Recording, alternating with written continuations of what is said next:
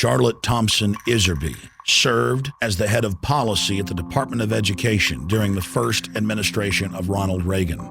While working there, she discovered a long-term strategic plan by the tax-free foundations to transform America from a nation of rugged individualists and problem solvers to a country of servile, brainwashed minions who simply regurgitate whatever they're told.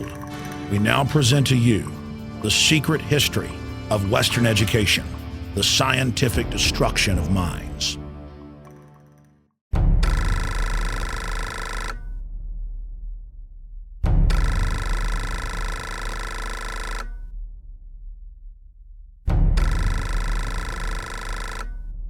The minutes reveal that in 1910, the Carnegie trustees asked themselves this question, quote, "Is there any way known to man more effective than war to so alter the life of an entire people?"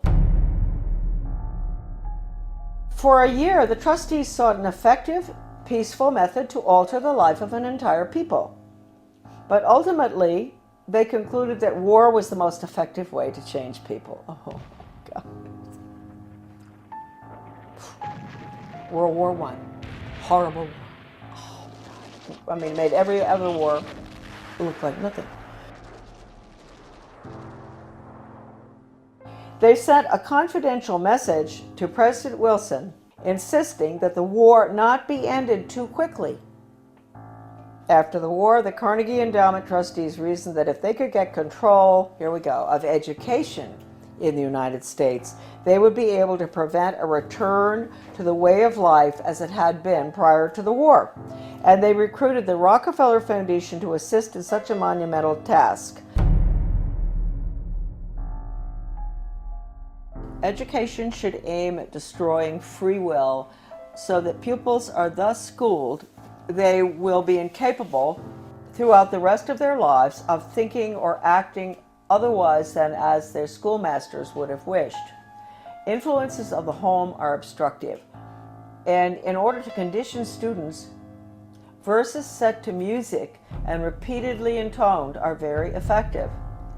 It is for a future scientist to make these maxims precise and discover exactly how much it costs per head to make children believe that snow is black.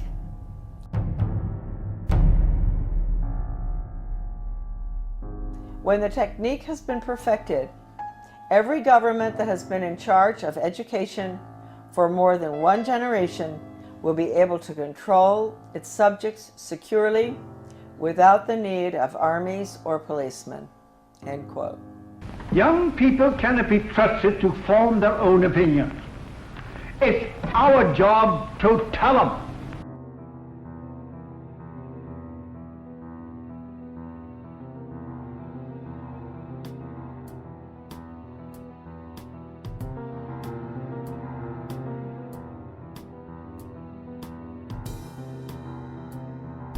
I had never intended to become involved in the battle that all of us are involved in. I had no idea anything was wrong with the way the country was going when as I was growing up, and even during my Foreign Service experience, I found myself mysteriously, I would say the good Lord works in wondrous ways, being put in spots around the world or in my country where extraordinary things were taking place under the guise of change.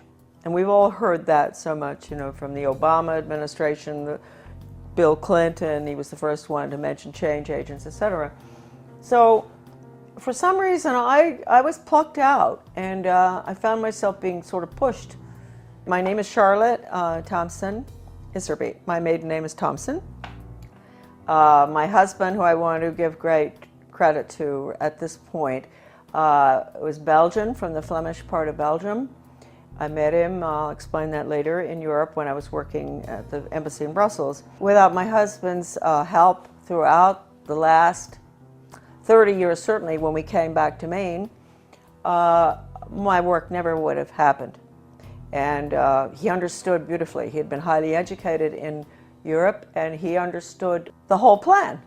In fact, about 5 years after we had come back to the United States, someone gave me Gary Allen's book, None Dare Call It Conspiracy. I was on the school board, and this lady called me, and she loved the work I was doing on the school board. Of course, nobody else did, but she said, I've got a book for you. She brought it down, and I read it, and I looked at it, and I thought, I've never heard of such a thing as this. I mean, this is a conspiracy to really take over the world. Thank you, Gary Allen, who's no longer with us. And so I said to my husband, good Belgian, well-educated, do you know about this? And so he took a look and he said, yeah, sure I know about it. I said, you know about this?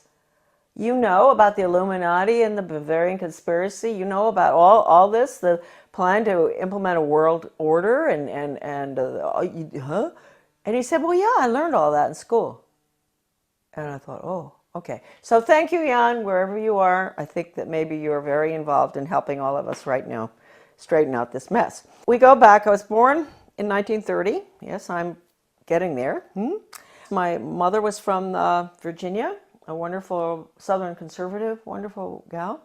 And my father came from Pennsylvania. He came from a family that in mining, and his father was a very recognized mining engineer who ultimately went out to South Africa and opened the gold mines. And my grandfather knew all these people. My grandfather was Skull and Bones. My father was a wonderful person. He was mayor of several towns on Long Island, New York, and in New Jersey, and he was a real constitutionalist. And somehow he was a member of Skull and Bones, but he didn't have anything to do with the power structure there, right? He absolutely nothing, although he did go to their meetings, and he went out to the island for retreats and more that stuff. He went to Bohemian Grove once. And so I grew up in sort of an atmosphere of, it was apolitical in a way, except for local politics, which my father was fabulous on. Anytime anybody did anything like wanted to break down local government or get rid of elected officials like regionalism does, my father would be right there with the Constitution. So anyway, I went to private schools, and I got out of prep school in Wellesley, and I decided I really didn't want to go to college. A lot of people thought it was a mistake. I wanted to go to business school instead. I was tired of somehow I had a bad feeling about things that were being pushed in the prep school. Like I was a member of World Federalists.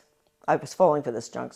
But somehow I didn't want to continue that. So instead of going on to Smith or Vassar or what, I went to Catherine Gibbs Business School in New York City. Wonderful, wonderful, difficult school. But I learned best grammar, how to write, accounting, shorthand, which came in very, very handy, I can assure you, especially when I was in the Department of Education. I got out, I graduated, and the Korean War was on. So I was very patriotic. My mother had always worked for the Red Cross. She was a volunteer during World War II at the mental hospitals, bringing the guys in from the war.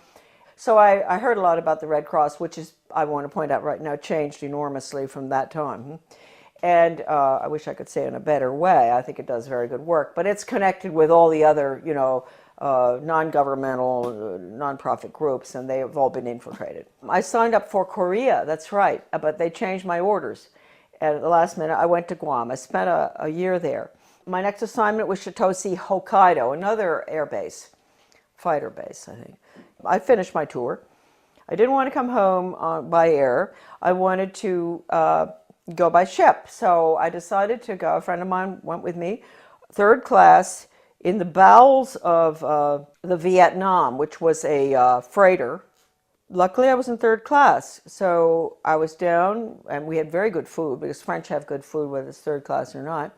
Always a big bottle of wine in the middle of the table. And the people at the table were coming out of North Vietnam, coming out of North Korea, and China. They were refugees. And of course, the Vietnamese ones spoke French, and the Chinese were very well educated. They were well educated Chinese, so they spoke English. I spoke French. So the conversations were unbelievable. They would tell me what had happened, why they were coming out, what was going on under the communists, which we didn't let General MacArthur, move in and take over. Truman brought him home. We could have won that war. We could have kept the whole Far East from collapsing, but that wasn't the plan. that old soldiers never die. They just fade away. This one woman was taking her daughter to Paris, to the conservatory there of music, to study piano. And she told me that her father, or grandfather, I'm not sure, was a very famous pianist in China during the Cultural Revolution, and that they cut his hands off. And so that, I never forgot that. And then the other lady, she was from Vietnam, North Vietnam, and she told me that her grandfather, they killed him because he was opposed to the communist regime, and they cut his head off and they stuck it on a pole, and they marched around town with his head on the pole, which of course was to, warn the rest of the Vietnamese, keep your mouths shut. Don't go up against this regime. Then my father, he's a New York lawyer, absolutely wonderful person, great sense of humor, and I know he's skull and bone, so we have to forgive him for that. But anyway, so he says to me after, I've been gone for 2 years, mind you. This is his young daughter that he cried when I left, right? What are you doing going abroad? So after 2 months home, he said to me, Shar, well, when are you thinking about moving on? And I thought, God, I've only been home 2 months. I've been gone for over 2 years, and they want me out of here. And I thought, well, I guess he's right. I better not hang around home forever. And so I went down to the State Department. I had all the background because of Catherine Gibbs. That's the best thing that ever happened. I had the credentials to get into the State Department to work for ambassadors, which I did, assistant secretaries. I worked in Washington in Soviet affairs, in Middle Eastern affairs when all the Suez Canal stuff and everything was going on. I took dictation from John Foster Dulles. I'll never forget once when he was this was really during the tremendous problems with the Suez Canal and everything, and he had Golda Meir and the ambassador from Israel, to the United States there. This is so funny because I was taking shorthand, and so all of a sudden someone kicks me under the table. Golda Meir, she's kicking her friend, the ambassador of the United States, whose name I can't recall right now, and kicked me instead. And I said, oh, gee. And she said, oh, I'm so sorry. She said, he's dictating too fast. He's a very good friend of hers. Dictating too fast. There's no way you can get it. So anyway, those are little funny stories about the State Department. But anyway, and then I was in Soviet affairs. I saw very strange things there. I went to South Africa. I worked for the ambassador in South Africa. Fascinating, because my father and my grandfather actually had lived in South Africa. Then I got sick and I came back to the States, and then they assigned me to work for Ambassador Douglas MacArthur Jr. That's the nephew of the general, and in Brussels. He was a wonderful man. He was not easy to work for, but he was a wonderful person, good American. And that was at the time, again, you see where these things kept happening in my life. This was the Belgian Congo crisis, and in Katanga.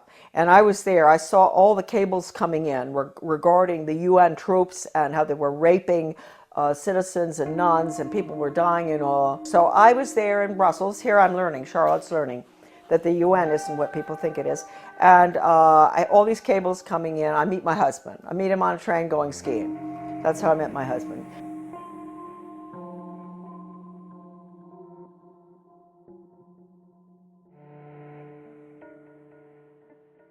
My husband and I are engaged. We subsequently get married in the United States. He comes over. Then we go back to Belgium, and we're there for about 4 years. And then from there we go again to a hot spot, which I didn't realize. I'm talking about the weird things that happened.